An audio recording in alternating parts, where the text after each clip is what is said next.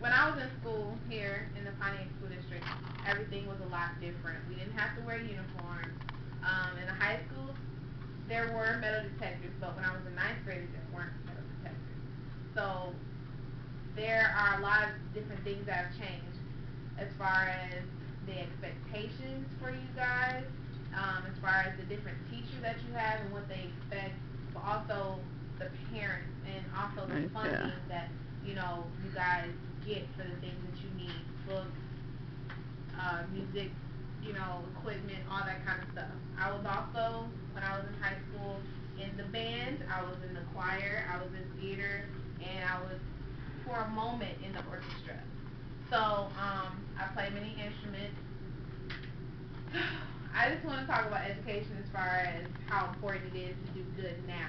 When you get past the 6th grade, especially after you get out of middle school, you need to get in the habit of studying. You need to get a habit of taking tests, because test taking is the most important thing. Your homework, okay. Your schoolwork, okay. But when you take the test, it shows what you know.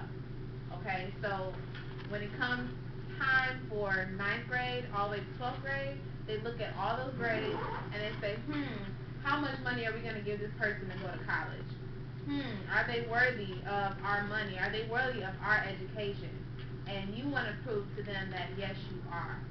So it's very important to get used to doing your work on time and diligently knowing what you're reading, knowing what you're doing and understanding it. Because if you don't understand it and you just let it pass by, then so will the teachers, because sometimes the expectations aren't that high, So if it's about dressing for success, if it's about doing above and beyond, extra credit, asking a teacher what can you do better, it's all good. That's the things that you want to do. So, who wants to go to college? Raise your hand.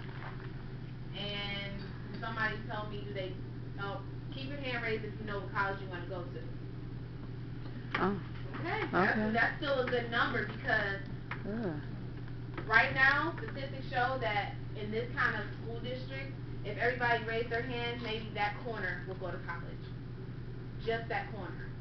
And maybe 2 of them will have the funds enough to afford the college. Tell them how much it costs to go to college, and especially if they want to go to a top college. I got accepted into Spelman College. It's an historically black college, and it's all girls, and it is the #1 HBCU right now in the country, and it costs $40,000 a year. Per year. Per year. So that's $20,000 every 3 and 4 months. And so that's not including books and that's not including the food you need. That's not including the clothes you need, or the transportation that you have to do back and forth. So if you want to go to the mall, if you want to get something to eat, if you want to go, and that's in Atlanta. It's a lot of experiences in college. You want to take it, but I did not finish at Spelman. I'm still in college, but I'm not there anymore because my pocket is a little bit too small for what they want. Okay, but don't get discouraged about that. I was for a while.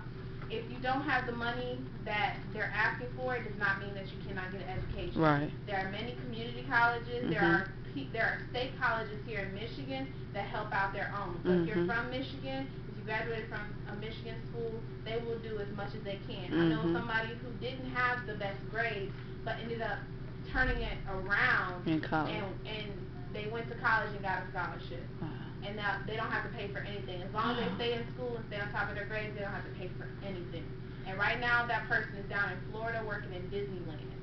Wow. And getting paid to work there. And she lives in a condo, and she's still going to school at the same time. Wow. So it's very, very important to just stay with it, stick with it. It gets hard, but there's people like Miss Tiffany, and there's people like myself. I work with children right now. That are there to help you. So if one teacher tells you no, just go to a different one. Right, and keep trying. That's all you have to do is keep trying. So, question. What kind of questions? Questions you guys have? Okay. Anybody else got a question? Question. Now's the time. When you have like a record from like elementary, middle school, when you get to you know how, like, that record follows you when you move to high school, does that record drop? As far as your grades or behavior, what do you mean? Like, if you get, like, suspended a while. Okay, I understand what you're saying. If you have behavioral problems and you get suspended, it will, in high school, they'll look at it like, oh, she's going to be a problem child. Okay, so we need to stick her with this group of people. We need to stick her with this teacher so that she doesn't cause a threat to the smarter kids or the less behavior kids. What if you, like, kind of, like, change that around, turn it around a little bit? You can, there's always a chance to change things around. There's always an opportunity to do better. And as long as you prove it to yourself first, then you won't even have to work to show other people because it'll just come off. You know, you start with yourself first and then they'll see that.